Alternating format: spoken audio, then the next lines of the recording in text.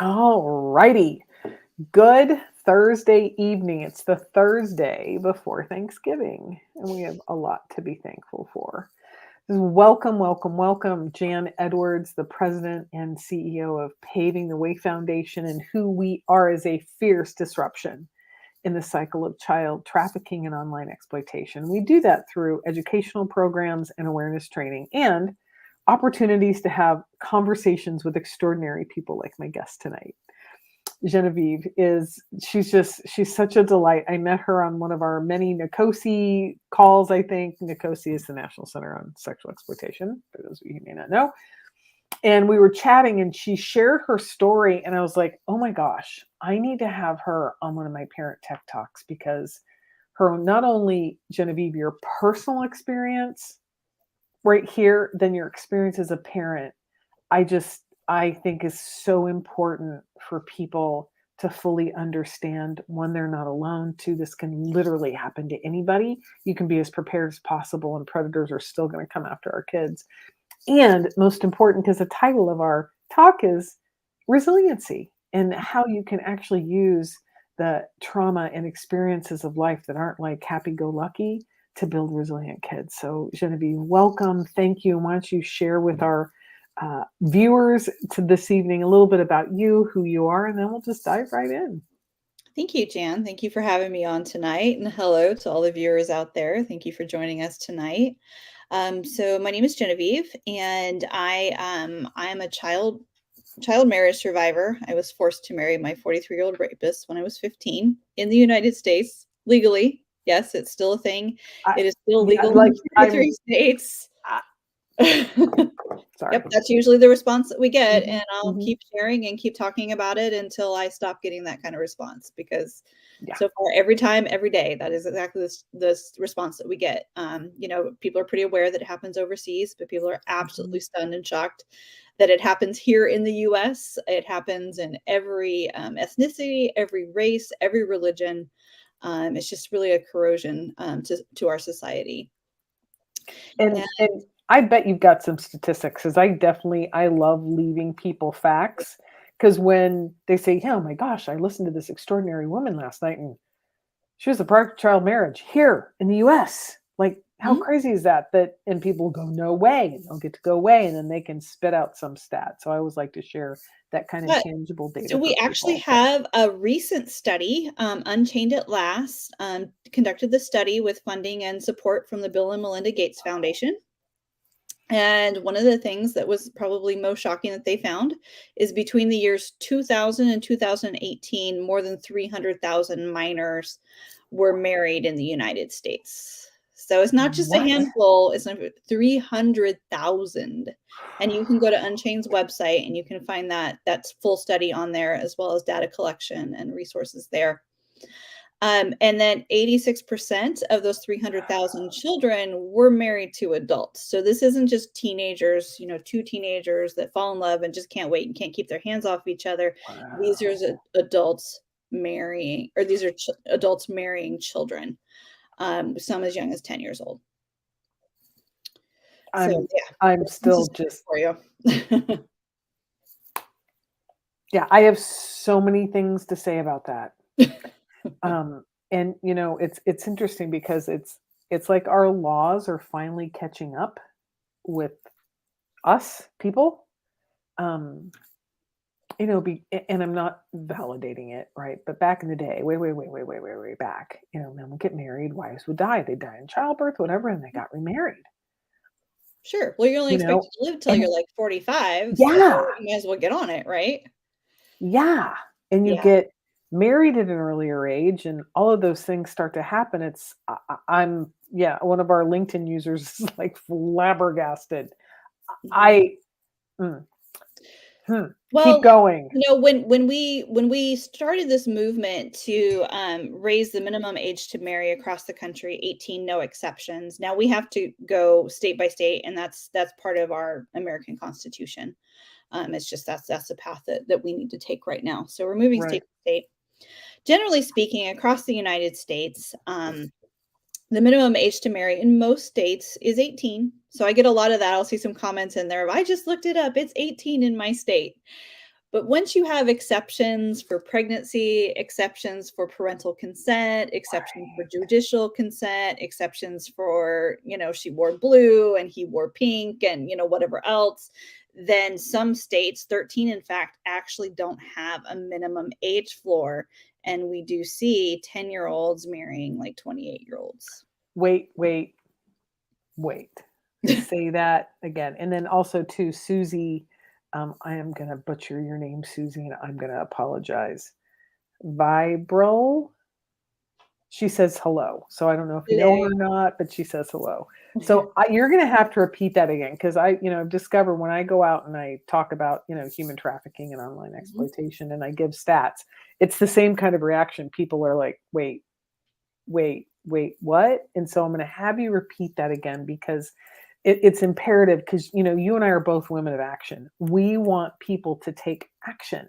We At absolutely the end of this, we're going to have a call to action. So, we want to know those 13 states, and people need to know what they can do legislatively. We have a whole new legislative session coming up. We do. So we have opportunities to alter this, because we're not in this 17 and 1800s anymore. And it's just not okay that a 13-year-old child, and I'm going to go with forced, to marry. Well, an so adult it is male. forced. It's forced. So a child cannot consent to marriage. An adult has to do it for them. See? So parent, guardian, or judge is the one that consents to a marriage. A child can't consent to the marriage. Likewise, in most states, children can't consent to a divorce. So they can't file for divorce on their own behalf. They can't enter into a legally binding contract with a lawyer. And I see this so much of girls also that are in these marriages. They also don't have any autonomy over their bodies. No. They don't often have access to family planning, so they're not able to plan and space their births. Like, if you don't have control over your body, you definitely don't have control over that. No way. And And on top of that, not really even understanding what that is. Because if their mama didn't have that conversation with them, or their grandmama didn't have that conversation with them way back in the 1800s, like that used to be, well, remember the 2 dogs during, at the summer house, and at the end of the summer there were more dogs. Like, that explains it. Right. Well, also too, pregnancy is a way to control and keep, girls trapped in those situations. So I was fortunate. My children always stayed with me. I never had to transfer them to a relative or somebody else because I couldn't care for them. And I never had them taken away. Thank God. But I unfortunately am a minority in that. So a lot of child marriage survivors, they can't hire attorneys. No. Many of them didn't finish high school. They have no education. They have no skills. They have no resources. They have no money. Their name's not on the car. Their name's not on the lease for the house or the apartment. And it can't be, because they're kids. So it really is a legal way to have a slave. It really is. Yeah. Now, what's the, I got to ask, does it go the other way? Older women with younger boys? Yes, 14% of minors married were males, and some of them were married to older women. Yeah, not as much. It's more infrequent, but it does happen. Right. What I see specifically for marriage trafficking in males is have them marry family businesses. So then they're basically, free help. So they're not paid for their labor and their service, and they're just kind of trapped. Right.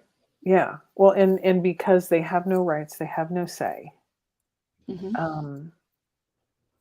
literally are trapped in a life that they didn't choose by those most trusted by them as a child, their parent.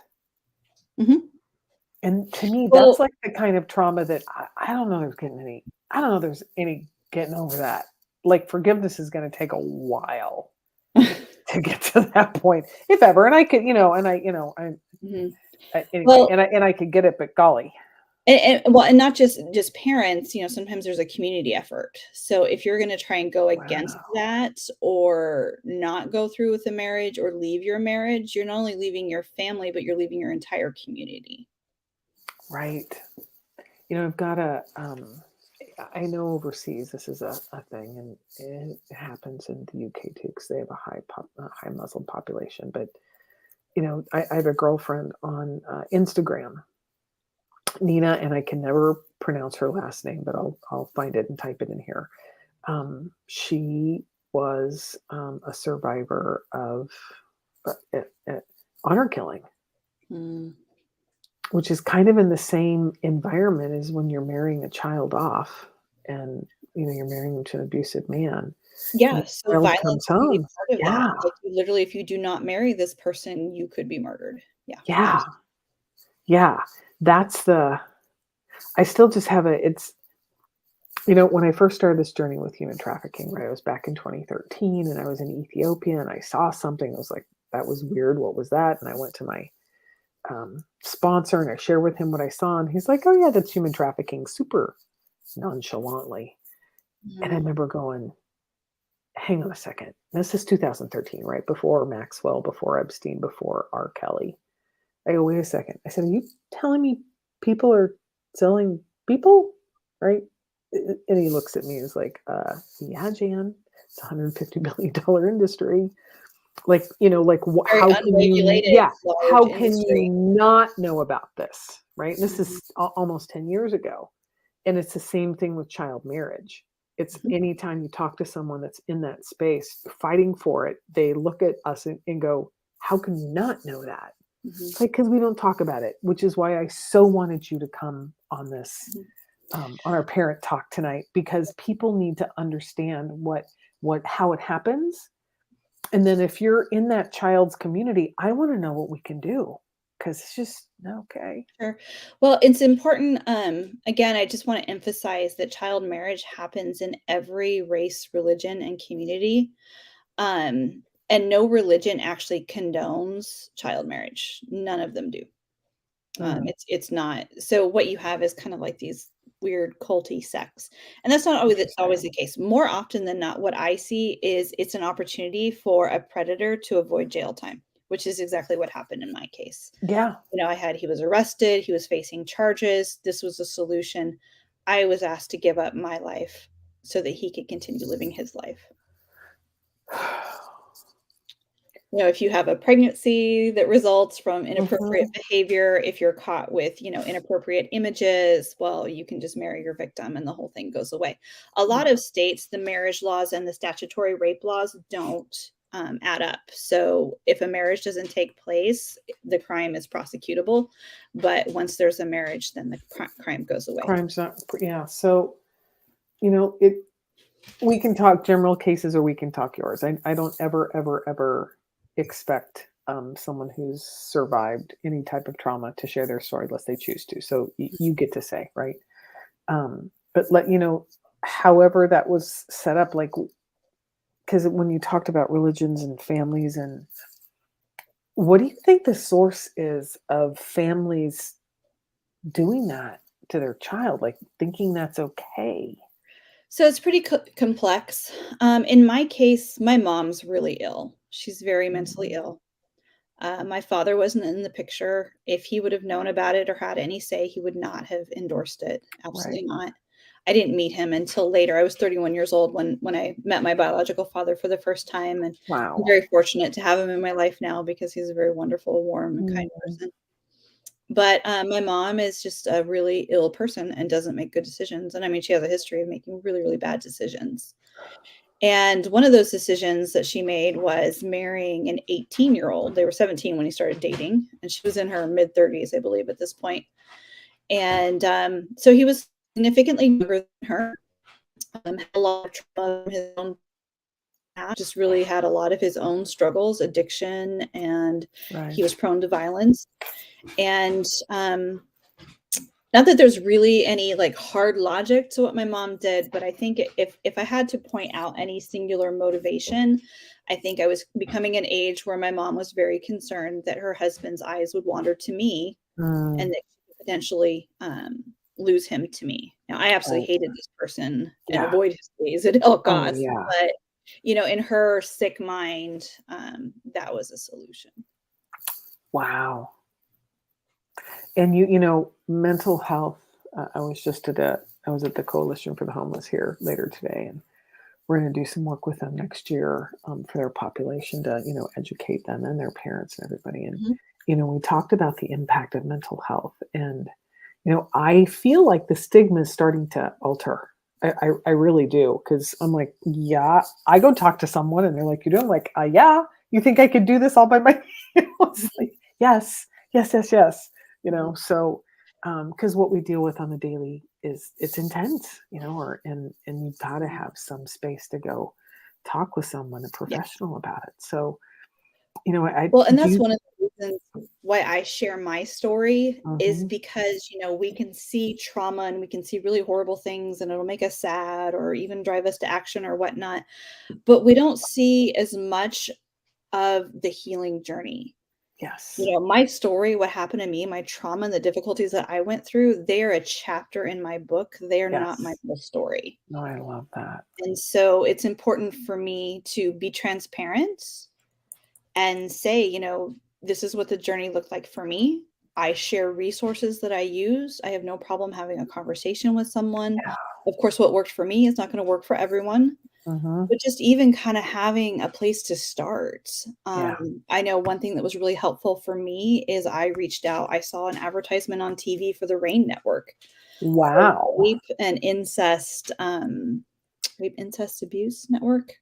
I'm not sure what the acronym actually stands for, Yeah. but you can I call them. I should know that. I You should should know know that. Yeah. that. Yeah. Yeah. But you Rape. can I do. I think it's rape, abuse, incest, something network. I'll yeah. take a look. And I didn't even call them. I was able to just kind of discreetly open up like a chat box, in the privacy of my home, and they verified that I was safe, which at the time I was. And I said, these are some of the things that I've been through, and I really need to talk with somebody who's going to understand it. Because here's the thing, not every therapist or mental health professional is really equipped or able to handle really complex trauma, Right. right?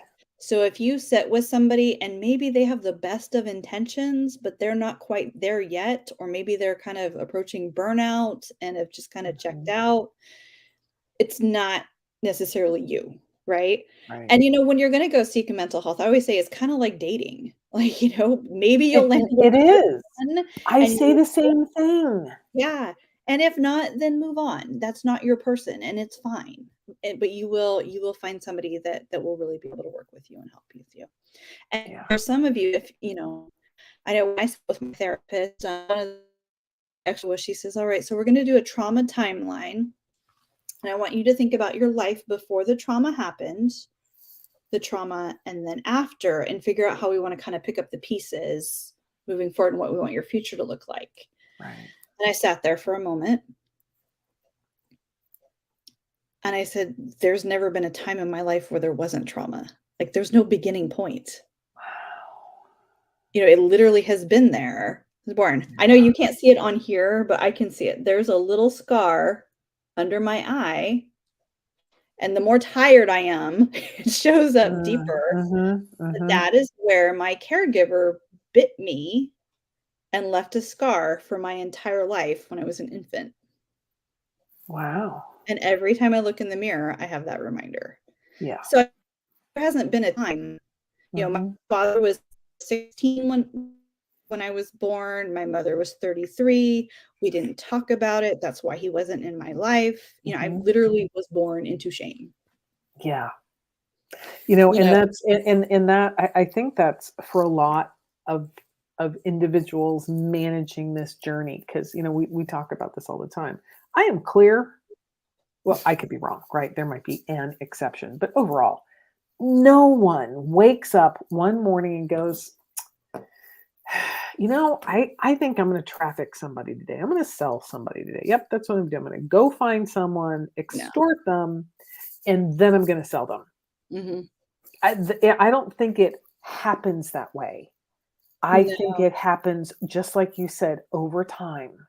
And Mhm. and then there's this like wall that drops down of I'm not like who you are right now is an object. You are the same thing to me as a pen, and I can do whatever I want to as a pen. Mhm. You know, versus you being a human being. I think there's a bit of a combination of that. Unfortunately, I've met some people that there doesn't seem to be a fork in the road of when they could have gone this way and could like they're just really Interesting. And I see that a lot with online sexual exploitation. Mm, Now I'm not saying that they grew up in, Leave It to Beaver kind of households and there's not right, right, something, right, right. back there that triggered that. But, and that is the eternal question, where is that line between mental Yeah, illness and just evil people?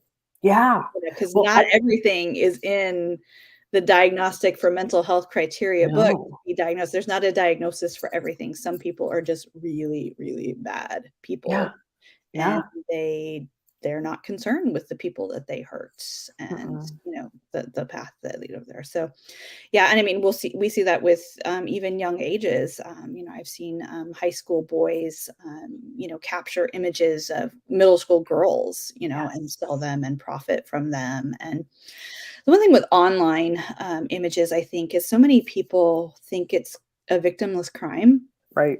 because it's not like a human being in front of Mhm, you, mhm. crying or pleading. It's an image, and, oh, thousands of people have already shared this image. What does it matter if I share it, right? Like, the damage has already been done. But behind that image is a person who is trying to get back their life, who is trying to get back, you know, somebody who's gonna show up on a date, and every time they do, they wonder if, this person that they're meeting have they seen images of them? A job interview, you have that. It's forever. Absolutely. It follows And it's real. you And forever. when we go in and talk to the young people, I'm sure you've heard the Twitter case, the case Mhm, against Twitter, right? And when mhm. we share that story about those 2 13-year-old boys that they thought they were talking to a 16-year-old, they had no idea they were dealing with a criminal organization Mhm. designed specifically to get pictures, Yes. and in 2 years there was nothing. And then this group put that video together and uploaded on Twitter. The kid called and said, "Look, I'm 15. Here's my school Yeah. ID. Please take this down." Mhm. And because their community standards, or it didn't meet their whatever community standards, almost took his life. But thankfully shared that with somebody. That little girl called his mom, Aw. and they had a conversation. So then mom and son have a conversation. So then mom calls Twitter. It's like, "Look, hi, this is my son, 15 years old. He's under 18. This is illegal. Please take this down." And they still didn't. It took a Mhm. Homeland Security agent to go do that. And what I tell the kids, and this is to me the most impactful piece, y'all can go look this up. From day 1 to day 9, it took 9 days to take that piece of content down. 167,000 views. Mhm. And unfortunately, that's actually pretty quick. 2,000 downloads Mhm. that they had no idea who downloaded it and no idea where it'll end up again. Exactly. And I think the shutdowns, the lockdowns, sending everyone online, while I get the intentions, I do. I really Mhm. do. These are unintended consequences Mhm. that are going to impact our children forever. Well, I think as parents, it's hard to wrap your head around that there literally are just really bad people out Mhm. there, that is their profession to look for vulnerable children to exploit. Yeah. And where there's vulnerability, you will find exploitation. Yes. And vulnerability is not necessarily, in really dire straits. Vulnerability can be somebody else in the family is really sick. And so Mhm. all the family attention is doctor's appointments and taking care of this other loved one and not being able to spend as much time with a particular child, or they're scared or they're lonely, they don't understand what's going on. Vulnerability can be, somebody that was doing fine. I know there was a young girl that she was so self-assured and Mm. just really quite a light in the world. And she was on the cheerleading team and, just her whole future ahead of her. And she got in a car accident, and it Mm. was a long recovery in the car Mm. accident. And in the process of that, she wasn't able to do cheerleading for a long time. Right. She kinda got disconnected from her friends and her group, and she Mhm. was just really lonely. Yeah. And, they will find you. They will find you online. We currently in Indiana, I'm in Indiana, there's a high profile murder case. They just caught the suspect after 5.5 years. So it's the very, very early stages. But what's interesting about this case, it's 2 girls, I believe they were 14 and 15. They were found murdered in Delphi, Indiana. A big thing about this case is somebody that they did arrest, Kagan Klein. They arrested him because he was posing as a boy their age and talking to one of the girls, and she thought that this was her boyfriend Right. that they were going to meet. I don't know, not all the evidence and information is out there yet, but just looking over that case, this man, that's what he did. He didn't have a driver's license, he didn't have Mm-mm. a job. He just lived at home, you know, took pictures of other young boys or girls, created fake accounts, numerous fake accounts, befriended, other children and, made them feel like they were in some kind of relationship and they were mature and send me and he would capture his preference was 12 and 13-year-old girls and he would capture images that he would then share and sell. Wow. I mean that's all he spent his time doing. Right. And when we talk to the young people, I'm like, look, I said, I'm going to break your heart right about now. Right. I said, all you are is a commodity to them. You are a trading card. That's it. Mhm, Just like a Pokemon or just like a baseball trading card. They mhm, want your pictures to buy, sell, and trade with other pedophiles and other predators. right. I'm like, I'm sorry. And they'll use all these tactics to come in and swoop in. And I was at a fifth grade class last week. And I've started creating younger tools Mhm. because they're going after them. Right. Yeah, And according to the Department of Homeland Security, the prime age right now is 12, so middle yep, schoolers. big time. And in the state of Florida, the age dropped down from 11 to 14 down to 10 to 13. And I couldn't figure out why until I realized that, when we shut everything down, we gave all of our students either tablets or iPads. So we Mhm, gave them access to the world, and then we also gave the world access to them. So right. there's that challenge. And this little girl, she, when I said that age, she paused for a minute. She kind of like you could see she was doing the thinking. She said, "That's so interesting." She said, "Ever since I turned 10, my DMs just keep filling up with random people." She's like, "Keep deleting them, but then they keep showing up." Mhm. Right? And I'm like, over here I'm inside, I'm panicking. Outside, I'm like, just breathe, Janet, be with her. And I had the sheriff's department and the state attorney's office with me in that building, right? Mhm. So I'm just like looking at them like, are you kidding this? And I said, well, okay. I said, so what do you do? She's like, well, I block them and I delete them. She goes, but they just keep coming back. Like you could tell she was baffled by it, right? Mhm. And I said, well, have you talked to your mom about this? What do you think she said? No, she didn't. No, no.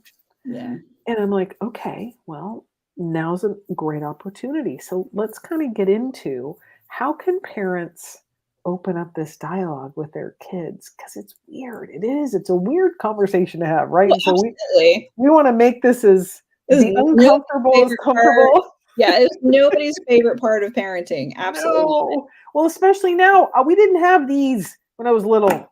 Mhm. My daughter had the flippy phony thing, but by the time it got really bad, she was an adult. So, Mhm.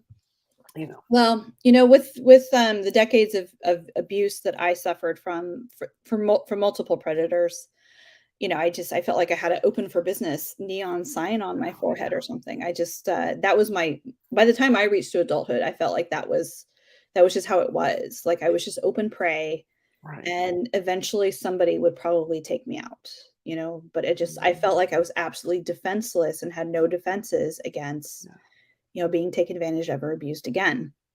Thankfully, I figured out some things along the way. So when I was pregnant with my first child, that I was very concerned about that. How am I Yeah. going to protect this child Yeah. from going through some of the things that I went through? And I think that's really where my journey began to really kind of understand how to kind of bulletproof kids, right? Yes. And so some things I learned along the way is I mean, of course, I joined the searches of, who's in your neighborhood and, and Mhm. whatnot and kind of keep an eye out there. But I am much less concerned with everybody knowing who everybody in my neighborhood and where the bad guys are. I make Yes. sure that everybody knows who I am. Yeah. What will happen to Yeah. you if you mess with my child, right? I And if you love make it that. to me and I don't kill you, I have a really big guy right behind me that will finish you off. No Yes. problems. Will not hesitate. No. Right. And that's really important, of people, because people can tell which parents are, don't really talk to their kids. They're not connected to their kids. I mean, predators pick this all up. Oh, yeah, for sure. Another thing I think is important, it's important to teach your children the proper names of their body parts. Mm, If you have a kindergartner telling her teacher that she has an uncle that likes to play with her cookie, like, that's not going to make sense to anybody. They're not going to understand what she's trying to say. no. Another thing is I don't make my kiddos hug anybody that they don't want to. Yes. I teach Brilliant. them that their bodies are their bodies. Mhm. Um, and I mean, even my kids got to a certain age, kind of fill it out. Like, can I hug you? Do you still like to be touched? Do you need some space, some autonomy there? And let them take the lead on that. Don't make them Absolutely. feel like they have to surrender their body or they're going to get in trouble. Yeah, and it's funny, I actually, I make a public adult apology to the kids I stand in front of. I'm like, "Look, I'm just gonna say I'm sorry for all the adults in your life." And Mhm. they're like, "Okay, for" I said, "Look," I'm like, "Do you remember when you were super, super little and you were at some family function or a family reunion or a block party, and there's always that one person." Mhm. I go, "And you didn't wanna hug hug them." I said, "Look, you could be a little kid. Maybe the aunt had some big mole on her face or the uncle smelled, right? I mean, Mhm. there's reasons outside of being a Yeah. predator that little kids don't want to hug you." I said, "But you know that feeling." And they're like, "Yeah." And I said, "You didn't want to hug them. You couldn't say why, but your parents being culturally appropriate, because that Mhm. happens, Right. go hug them." And in that moment, we actually took away your autonomy of your bodies. And I'm sorry for that. Right. I said, "And that feeling?" They're like, "Yeah." I go, "Trust that. That's the feeling I need you to trust. That's Mhm. the feeling because you actually know you're given this. It's the reason why it's called a gut feeling. It's actually attached to your brain. Science proves it." Right. It's Right. like, that's the feeling. Y'all know. Well, and there's Mhm. a biological component to that as well. I mean, if you don't hold and snuggle a newborn baby and you just lay Mhm. them there, they will die. They Yes. need to be touched because that releases hormones that stimulates growth and development, right? Yes. And as you get older, when you touch someone, when you hug someone, you cuddle with someone, it releases hormones that make you feel good and make you feel Mhm. calm. So that can be really confusing, right? So you're with somebody, you don't necessarily want them to be touching you, but your body is sending you different signals. Yes. Yes. It's really, really confusing. It is So I very think it's confusing. important to talk to kids about that. I mean, I talk to all my kids about that. And definitely, as they're entering the teenage years, when teenage hormones are off the charts, make decisions with your brain, not your body. Yes. I love that. I love that. I'm gonna make that a little banner. Make decisions with your brain, not your body. Right. Well, I mean, look at Santa Claus and the Easter Bunny. We encourage our Yeah. kids to go sit on some strange person's lap. We don't even know who they are under there. Right? I remember my youngest, she was of an age, and she's like, "Mom, you said I don't have to touch or hug people I don't want to, but you're always asking me to go sit on Santa's lap for a picture." And she's like, "I'm not comfortable with this." And I'm like, "All right, we're not doing this Yeah. anymore." Not a problem. Not a problem. Not a problem. But she Really. had that language. She felt, I gave her permission that, Mhm. she's able to do that. She's able to express herself. She already knew she wasn't going to get in trouble for, Right. not wanting to go along with it or something. She already knew that. Um, yeah. So, and then have that open dialogue with you. Mm. Your kids, especially as you enter the teenage years. Oh my goodness. We have support Yeah. groups for new moms and they get together and they talk and they support each other. I feel like we need to have like new teenager mom group. We do. I think you're Like, so it's spot such an on. isolating experience. I mean, personally, I found, and since I can't seem to find anywhere in my tribe, I'm just gonna assume that this is how it is for a lot of them. So Yeah. I have 4 teenagers. Well, I have 3 young adults and one who's still in the teenage phase here. So I'm almost to the other side of the battlefield. Woo. But So you think. Well, look, this thing has decreased their brain capacity. So our 15-year-olds are actually more in the 13-year-olds. Our 18-year-olds are really more in the 16, 17-year-olds. And we know the prefrontal cortex doesn't fully develop until you're between 25 and 30. And I think Right. a lot of it does have to do with the cell phones, the Mhm. online stuff, and the interactivity of the video games and all of that. It Mhm. actually reduces your ability to be creative, Mhm. problem solve, Mhm. critical think. Mhm. And, there was that period of time where the parents were trying to work and the kids were trying to do the school thing. And you're like, here, go play the game because they don't know what to do.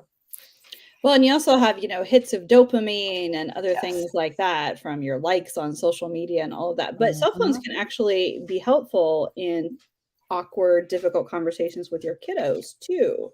Ooh, I say can't tell more. you how many times I've woken up to a weird text from my teen that they texted me about something that they did not have the courage to talk to me about to my face in the middle of the Hmm. night when they knew I was asleep and I wouldn't get it till later.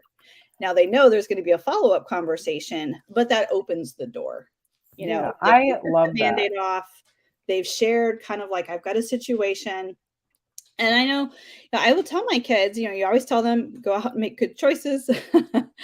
But, Please. just like you are a teenager. Your brain is still developing. Mhm.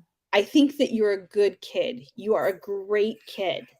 But I know that biologically and things beyond your control, bad choices could be made. And here's how Absolutely. I need you to stay safe.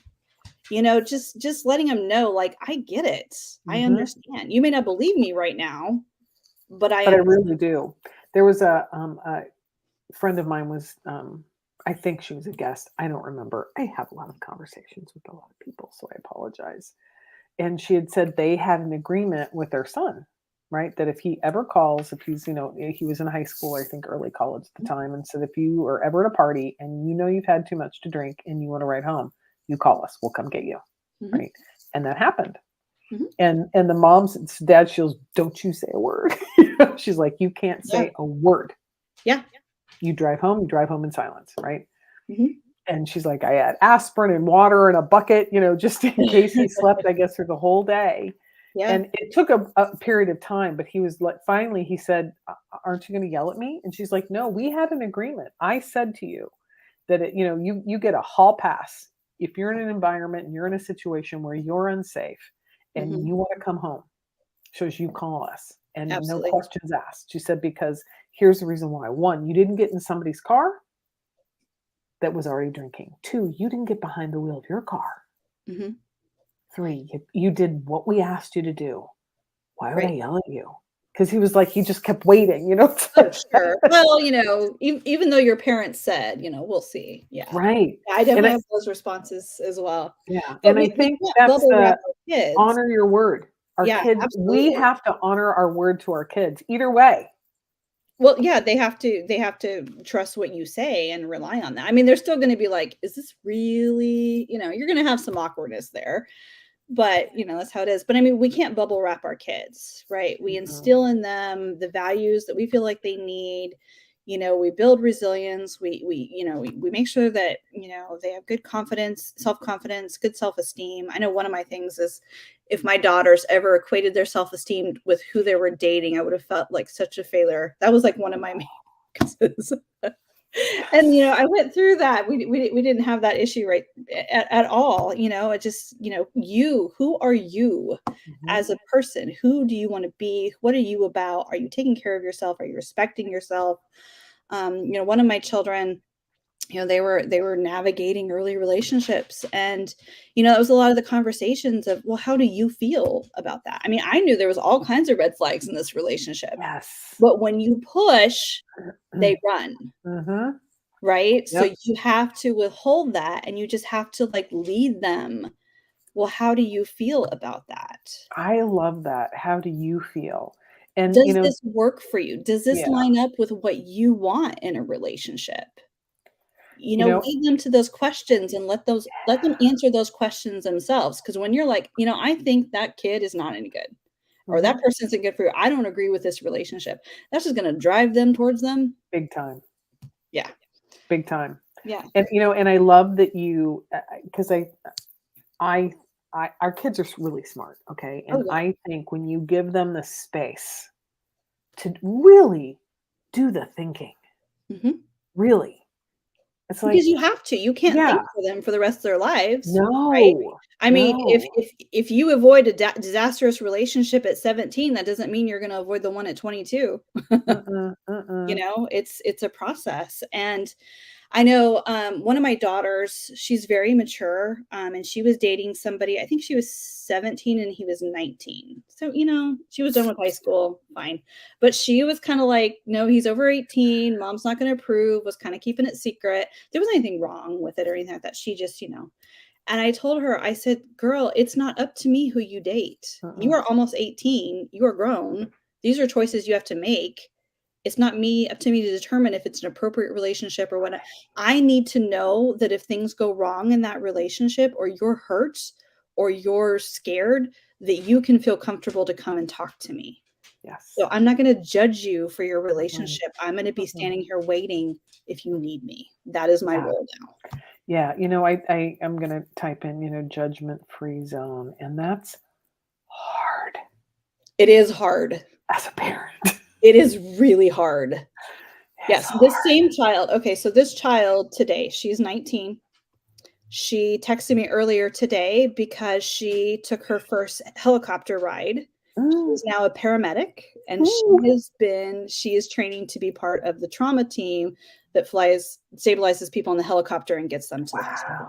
wow. She is an adrenaline junkie. Oh, I have okay. known this from an early age because it Love is it. a miracle she made it to adulthood. Mhm, mhm. When she was a young teen, oh, she pushed all those boundaries, and it was so challenging because 'cause I'm like, "Girl, I'm just trying to keep you alive. Help me help you." Exactly. Just know Help you. me help you. Right, but, with teens, the biggest thing that they need is TIME, time. Yeah. And, I think as parents, there's like a pop culture, I think, expectation of Mhm. teenagers and mouthiness, and there certainly is plenty of that as well. But also, being a teenager is tough. It's a tough Yeah. transition period. And if you are their safe person, I'm sorry to tell you, but they're going to unload on you Oh, yeah. because you're safe. Because they Yes. know that they can push and they can work things out. Mhm. And as parents, it's so difficult not to react, but Oh, so crucial not to. yeah. My daughter, I'm a problem solver by nature, right? And I'd come home from work and she'd be, and of course, I'm Yeah, just, and solving all then those problems. finally, and she's like, Mom, Just you're not listen. listening to me. And I'm like, oh, Yeah. right. So then we created this space of, okay, she'd be like, I gotta talk to him. Like, okay, hang. Are you venting? Because I can Mhm, turn off my problem solving thing. If you're just venting, I'll just sip my tea and listen, right? I don't have to do anything. Do you just need me to agree with you? Do you mhm. need, oh yeah, honey, oh yeah, I get it. That's just, so awful. They're Right, terrible human, whatever. What do you need, right? Or do you need to solve a problem? right. 90% of the time there was venting or agreement. And then every once in a while, somewhere in there, she'd be like, remember I said that? I'm like, yeah. She'd go, I really could use your help with that. Okay, great. Mhm. Right. Are you venting? Do you need me to agree with you or are we solving a problem?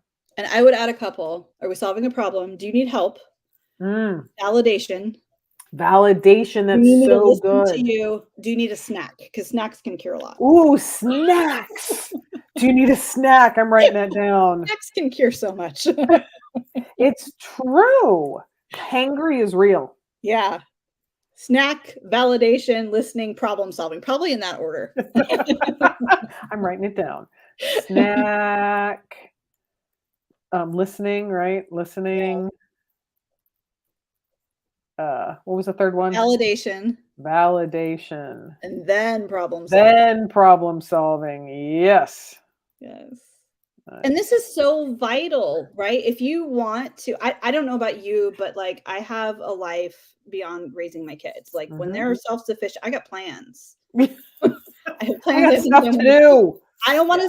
to still be helping them sort out their messy lives, right? Yeah. So if we do it well, while we have them under their roof, they go off and they, help bleeding people on helicopters and things, have a Yes. lovely night, Yeah. right?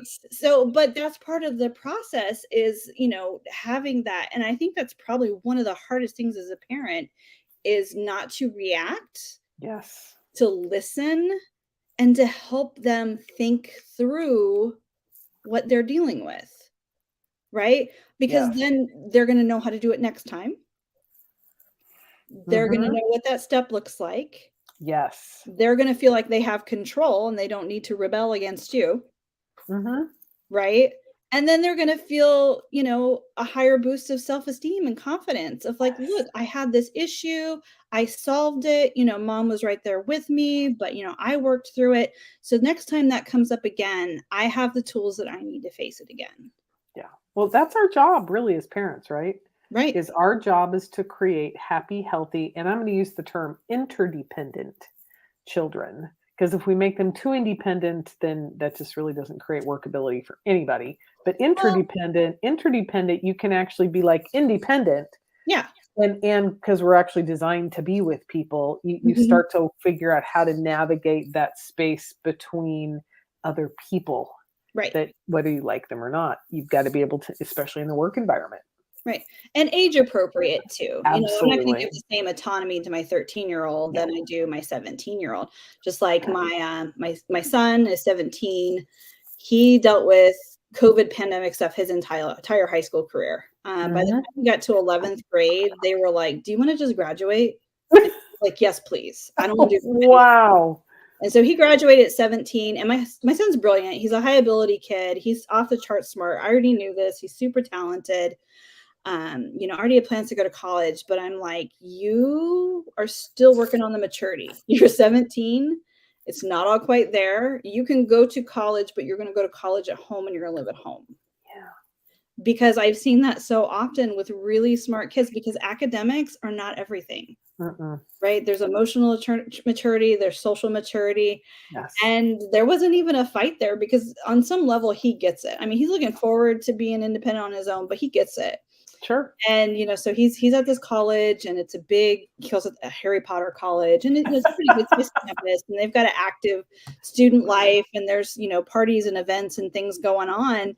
And he can identify those kiddos that had too tight of a leash at home. Mhm. Because as soon as you open the door, Yeah. they're like starving cats. They're gonna Yes. just go out. And, so if you don't give them the opportunity to try things while they still have this safety net at Yes. home and help them process and be there when, in a non-judgmental way where they know like, okay, my parent is really helping me process and solve problems, not judging me for them or, Yeah. disapproving of how I'm Right. choosing to handle things. Right. So, Yeah, and I think the other we'll piece figure out too, eventually. yeah, is, what I tell the kids, I'm like, look, I said, when you choose to talk to your parents about this, they're gonna have a reaction Mhm. because they're human. You're their baby, and someone's messing with their baby, Right. right? I said, so the anger that's gonna possibly come up and out has nothing to do with you. Mhm. So just give them some space and grace, And right? To hopefully be their human. parents had the sense to reiterate that.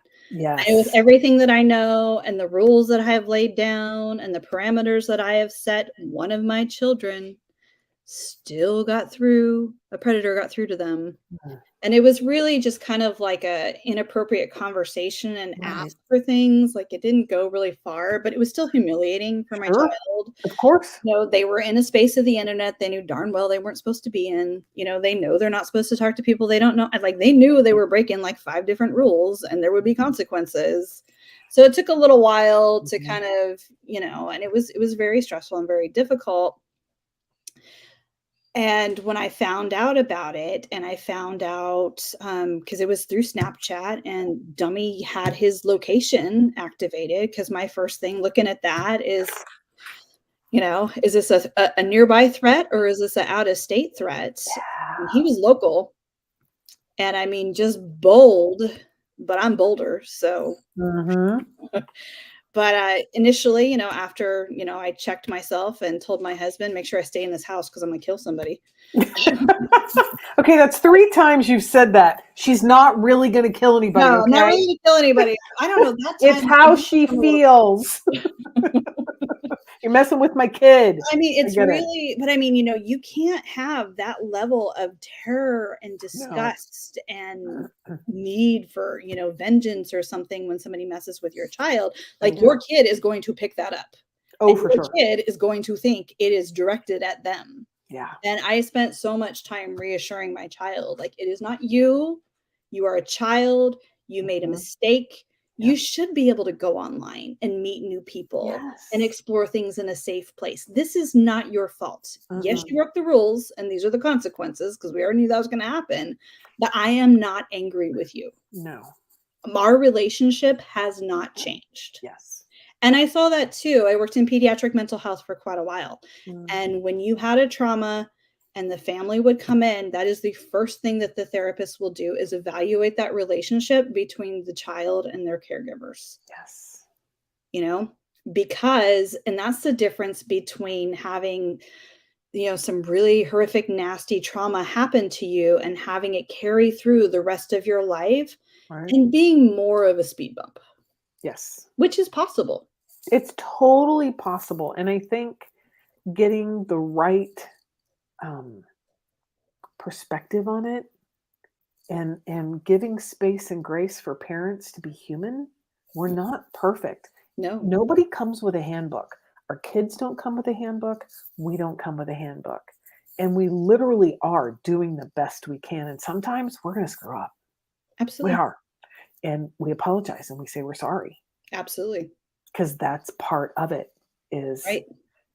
my daughter used to say all the time, she's like, Mom, I think you're like the only parent that ever apologizes. She goes, Mhm. I talk to my friends and their parents don't. I'm like, look, I'm human. I'm going to screw up. I'm going to make mistakes and say stuff I shouldn't have and maybe do stuff I shouldn't have done or do stuff I should do, whatever. Right. Right. And it's important to model that because Hmm. how can we not model that and then we expect them to acknowledge when they've made a mistake and reach out for help to correct the mistake if we're not modeling that Absolutely. behavior. Yeah, absolutely. And I think too, the having the knowledge of, you know, this is your body. You Mhm. get to say how it goes, Mhm. right? And if you've got questions, you've got concerns, I'm right here. And if you're too nervous to talk to me, we know that auntie so and so or a counselor at school, they're there too to kind of bridge the gap sometimes. Because Right. that where yeah, or where I was earlier this week, there was a little girl that had experienced something. Mhm. And it was like no to the mom, no, no, no, no, no. And then, the social worker did her job and just worked her through, worked her through, worked her through. And, and then the mom would then, okay, let me include my mom. So then it became safe. And I think that's the most important thing for kids to be able to do is have a safe adult plus their parents. Because Sure. not every kid's home is safe. Right. Right. Sometimes they So, live with their yeah. perpetrators. So to Absolutely. have their counselor or their coach or their auntie or their grandma or their best friend's mom, Mhm. to be like, will you be my safe and trusted adult? Mhm. So if something happens and I'm not quite ready to go talk to my mom yet, Right. that I can kind of work it out here and then go work it out with my mom Mhm. or my dad or my grandma, like who I'm working with them with, because I think giving our kids that space to do the thinking Mhm. and work it out here in languaging versus in their head where it gets worse and worse and worse and worse. Oh, yeah. Everything always so much worse in your head. Like, you have to get it out. Mhm. I always told my kids, I'm like, "Okay, you're creeping up a cliff here." And I have a lot more experience because I've been around the block a bit. So I can see if there's a safety net there and how far down it is. You can't yet, but I can see that. So you need to try some things out. Mhm. So I'm going to let you, and I might even let you fall off the cliff because I know that there's going to be a soft landing there for Yeah. you. However, if I don't see a safety net, that's when I'm going to stop in, and this is probably about 16, you start Right. letting those reins go a little bit, and 17. And then, you can go back on that, if you give them some freedom, and you give them some autonomy, and they're not making good choices, and then they're not ready yet. And you can pull that back in. It doesn't have to be out of anger. It doesn't have to be out of, disappointment. It's just kind of Right. like, oh, you're not ready yet. I'm going to put you back in the kiddie pool. Yep, And I'm gonna pull back the barriers. Yeah. yeah. Susie said something really great. She said we often put informative yet fun books in the children's room redux room transformations to reiterate what they, the kids hopefully are hearing from their parents, caregivers, and therapists. And I think that's a really great way to have a couple of those short, DVDs kind of in the room that they can pop in, or here's a list of informative books you can check in, because, I think the reason why, your organization, our organization is so successful is we're not their parents. Right. We're, we are subject matter. I hate the term experts. We're, we know some stuff, Mm-hmm. and we share what we've learned with people the stuff we know, and when it comes from a different adult, it just lands differently for them, and they can noodle it, and they can work it out, and they can talk about it. They can talk with their friends.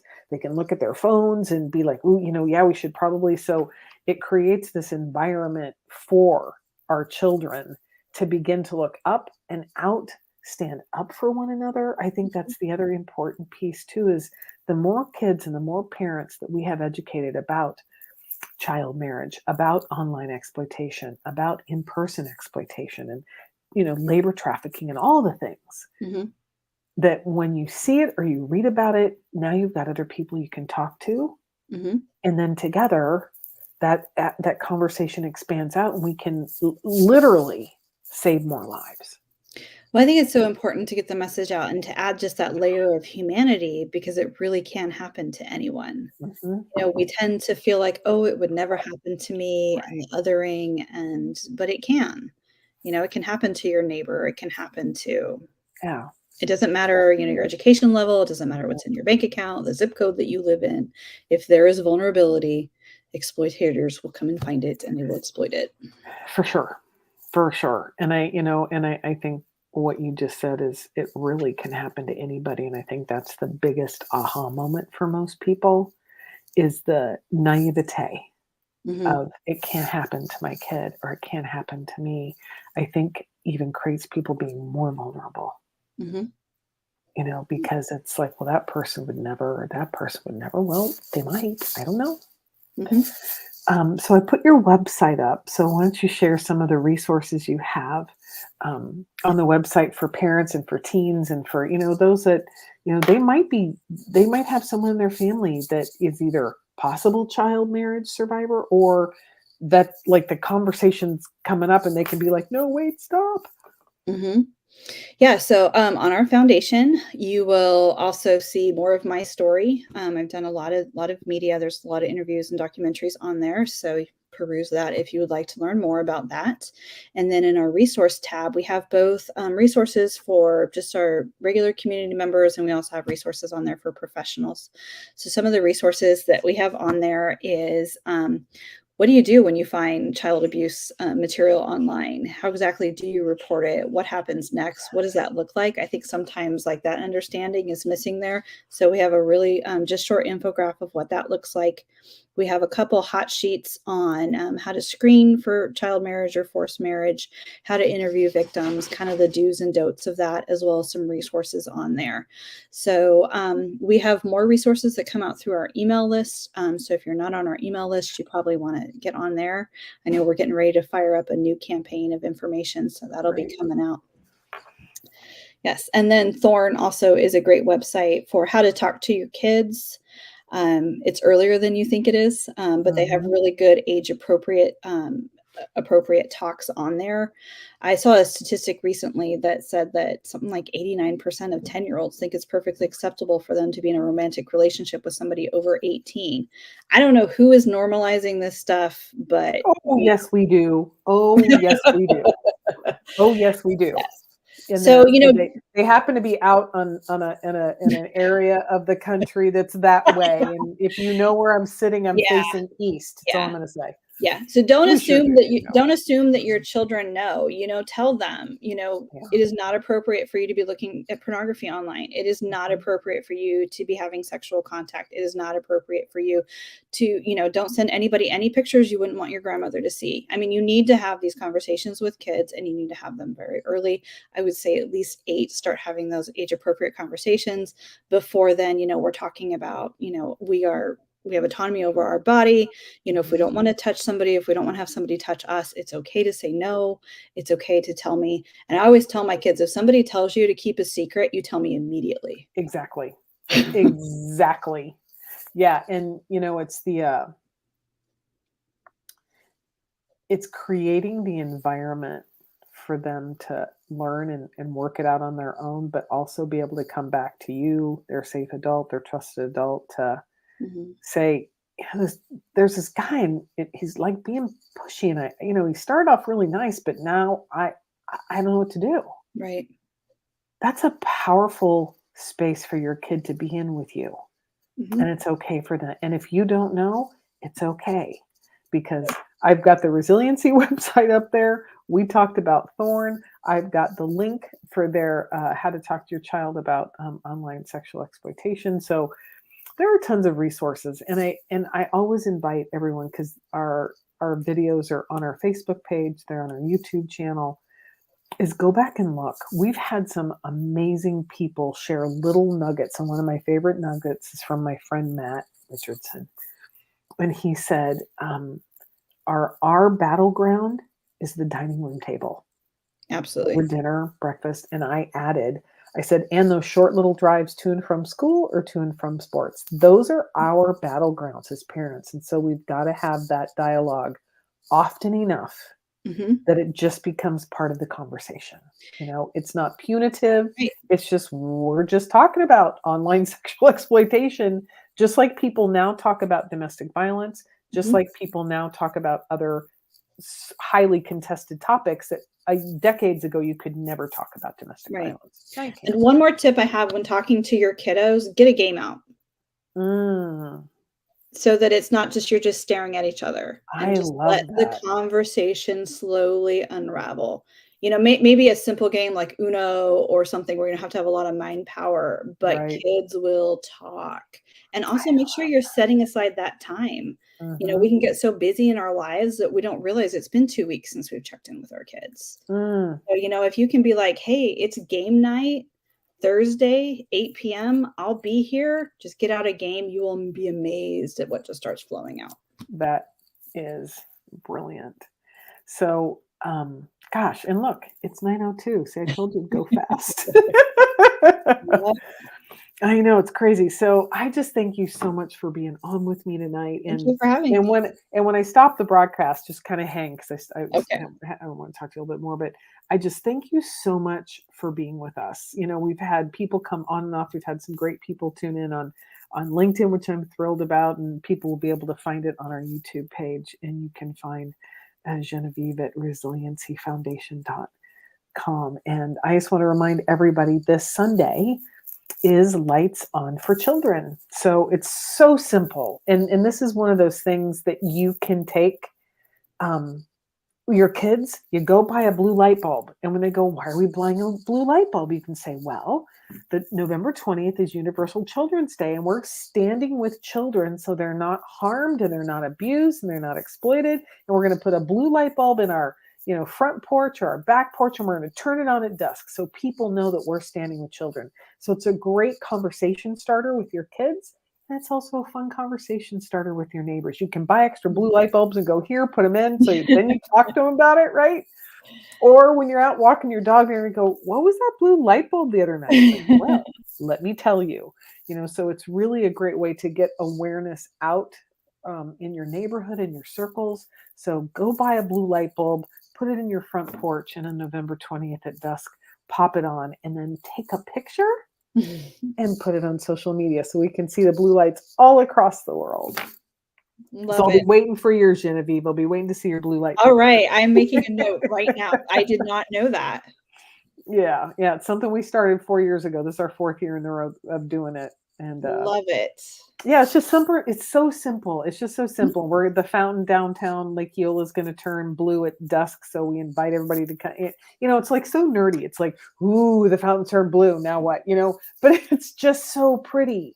Yeah. It's so beautiful because the lights are in the background. I love my city. Anyway, you'll have to come down and hang out with us one time. I love Orlando.